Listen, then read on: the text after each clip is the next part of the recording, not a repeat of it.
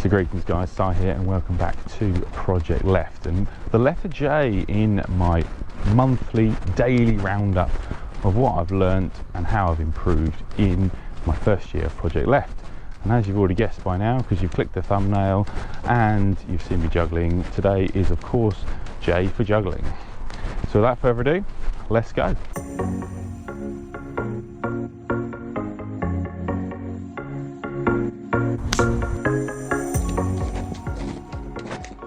So J for juggling guys, I've set myself a challenge to do this whole episode while juggling, and I'm still on the putting green of the 9 hole course, so there probably will be people walking past looking very strangely at me while I do it. But as with everything in this vlog life, it's all about challenges.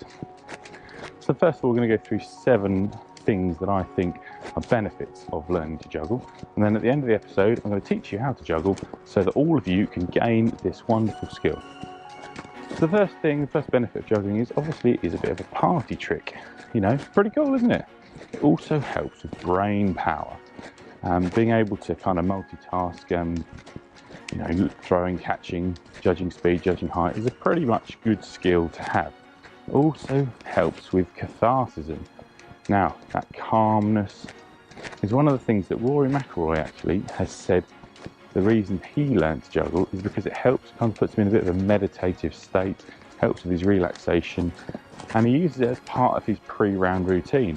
So if you think that you suffer with nerves and other anxiety issues on the golf course, maybe learning to juggle might be a good idea. Also helps with manual dexterity. All this throwing and catching can only be good for our skills, can only be good to help us better play sport. Any sport, especially something like golf, which is quite a complex movement, being able to kind of know spatial awareness. Oh, juggling balls hit each other there but didn't drop any, excellent. Yeah, being able to judge spatial awareness is again of course a pretty important skill. The other thing with juggling as well, not really any special equipment required and not really loads of space required, is there? 3 objects, throw them up in the air, catch them, keep them moving. Something you can do anywhere. And again, if you go back to Rory Mcilroy, he is going to spend a lot of time in hotel rooms, he's going to spend a lot of time at events, corporate events, where he's going to be either in dressing rooms or waiting around. And just being able to pass the time and put himself into a meditative state, whoa, I've nearly dropped him then, can only be a good thing. So there you go, 7 things that I think are good for juggling. If you want to find out more about Rory and his juggling, I've put a link in the bottom below if you wouldn't mind clicking on that. That'll take you to the BBC website where his article is on there. So, how to juggle then? First things first, let's get one ball and let's just learn to throw it up and catch it roughly head height. Okay, pretty easy skill, pretty sure everyone can do that.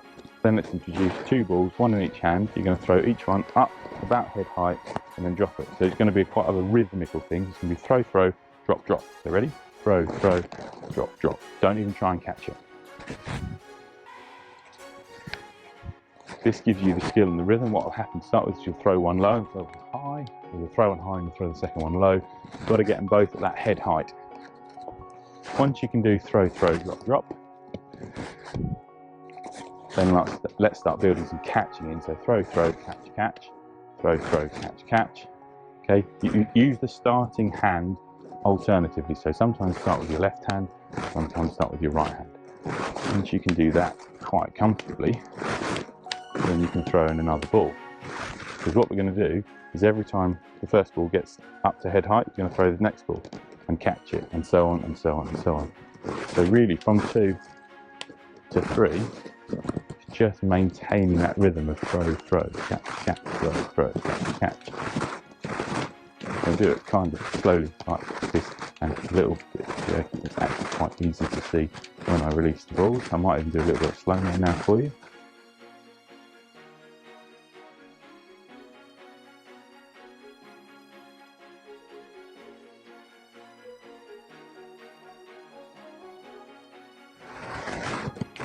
Go, you can see that juggling isn't actually that hard. It's just like any skill, it's all about practice. Okay, I think that is enough juggling for me for one episode. Let's talk about the metaphor of juggling and why it's actually an important part of a life skill to be able to juggle all the things in your life. So obviously I have first and foremost the family, that I want to spend as much time with as possible. I also have a job, which I'm pretty intent on keeping, so I have to make sure that I make time to go to work and obviously earn money, which provides for my family. So then hobbies and fun activities have obviously got to come after that. And even though I spend up to 80, 100 hours a week at this golf club, that doesn't mean I'm always on the golf course, and certainly doesn't mean I'm on the golf course on my terms. So I'm not playing any competitions, I'm not competing in things, I'm just here to work. And I think that's quite a difficult concept for a lot of people to understand, because they come to the golf club for their leisure time, for their fun time. They automatically assume that when I'm here, it's always fun. Now, don't get me wrong, I love my job, I don't want to change what I do, but I haven't played 18 holes of golf since Easter. I've managed to do 5 supplementaries in the last few weeks by getting up at by getting up to tee off at 5:30 a.m.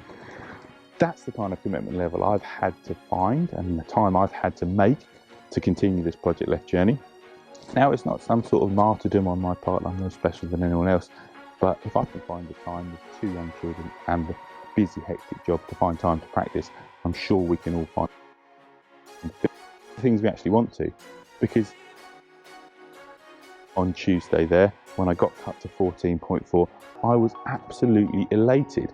And it's just, you know, that's the reason that I've put so much work in and got up early and gone to bed late and done all the things that I've had to do.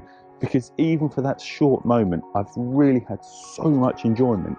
And that was what all the effort was for. So there we have it, guys. 1 take episode of Projectleft. That is 100% a first. I'm definitely not one for doing loads of takes, but hopefully there shouldn't be any cuts or anything in this episode. It is as it is. As always, do the YouTube stuff. So subscribe will be down there. The old like button, that'll be around there somewhere. Hit those. And yeah, I'll see you down here tomorrow for the letter K. Now, the letter K is pretty important. Some of you may well know the rather major incident I had this year that involves the letter K. But if you don't, tune in tomorrow and you'll find out all about it. Bye-bye.